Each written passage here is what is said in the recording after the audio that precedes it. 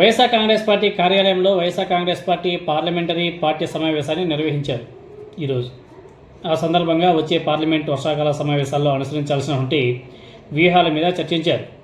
అదే సమయంలో వైసీపీ కార్యకర్తల కోసం ప్రత్యేకంగా రూపొందించినటువంటి జగన్ 2.0 సూపర్ యాప్ని ఆవిష్కరించారు.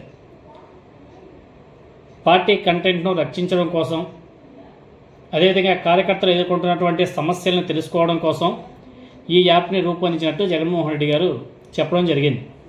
ఎందుకంటే ఈ మధ్యకాలంలో లీగల్ నోటీసులు అని చెప్పేసి సోషల్ మీడియా, ఫేస్బుక్, అదేవిధంగా ఎక్స్ కొన్ని ట్వీట్లని, కొన్ని పోస్టులని డిలీట్ చేస్తుంది.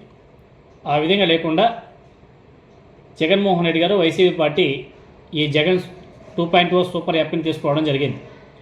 సోషల్ మీడియా వేదికల్లో పార్టీ శ్రేణుల మీద జరుగుతున్నటువంటి అనుచిత విమర్శలు, అసభ్యకరమైన వీడియోలు, కామెంట్లను ఎదుర్కొనేందుకు ఈ యాప్ కీలకంగా పనిచేస్తుంది అని చెప్పేసి చెబుతూ, వేధింపులు ఎదుర్కొనే వైసీపీ కార్యకర్తలు ఈ యాప్లోని డిజిటల్ డైరీ ద్వారా నేరుగా తమ ఫిర్యాదులను నమోదు చేసుకోవచ్చు అని చెప్పేసి కూడా చెప్పడం జరిగింది. అదేవిధంగా సోషల్ మీడియాలో జరుగుతున్న దుష్ప్రచారాన్ని అడ్డుకోవడానికి, ఫిర్యాదు చేసిన కంటెంట్ని తొలగించారా చర్యలు కూడా తీసుకోవడానికి ఈ యాప్ని ప్రత్యేకంగా రూపొందించడం జరిగింది.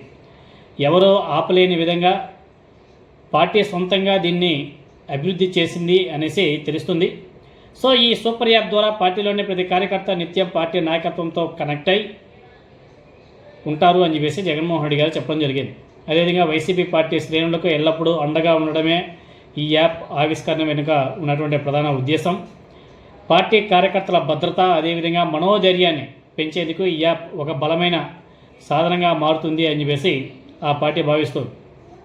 అదేవిధంగా రాష్ట్ర వ్యాప్తంగా పార్టీ చేపట్టే కార్యక్రమాలను ఈ యాప్లో అప్లోడ్ చేయడం ద్వారా కేడర్ మధ్య సమన్వయం పెంచవచ్చు అని చెప్పేసి ఆ పార్టీ భావిస్తుంది. ఈ నిర్ణయంలో అయితే మంచి నిర్ణయాలు. అదేవిధంగా ఇక పార్లమెంటరీ పార్టీ సమావేశంలో జగన్మోహన్ రెడ్డి గారు ఇంకొన్ని కీలక నిర్ణయాలు కూడా తీసుకోవడం జరిగింది. వచ్చే పార్లమెంట్ వర్షాకాల సమావేశంలో కేంద్రం ప్రవేశపెట్టిన మహిళా రిజర్వేషన్, అదేవిధంగా నియోజకవర్గాల పునర్విభజన మీద మాట్లాడుతూ మద్దతు ఇవ్వాలి అని చెప్పేసి గత నిర్ణయానికి కట్టుబడి ఉన్నట్లు ఆ పార్టీ చెప్పడం జరిగింది. ఈ విషయంలో వెనక్కి తగ్గకూడదు, మహిళా రిజర్వేషన్లో తమ పార్టీ విధానం అని చెప్పేసి వైసీపీ నేతలు మాట్లాడుతున్నారు. మరోవైపు నియోజకవర్గ పునర్విభజన మీద దక్షిణాదికి అన్యాయం జరగకుండా చేస్తే కేంద్ర ప్రభుత్వానికి మద్దతు ఇచ్చే ప్రయత్నం కూడా చేయాలి. ఆ విధంగా కూడా కేంద్ర ప్రభుత్వం మీద ఒత్తిడి తీసుకురావాలి. ఇక మిగిలిన బిల్లుల మీద కేంద్రంతో సంప్రదింపులు జరపాలని చెప్పేసి జగన్మోహన్ రెడ్డి గారు ఎంపీలు కూడా సూచించడం జరిగింది. సో జగన్ 2.0 యాప్ అనేది ఒక గొప్ప యాప్.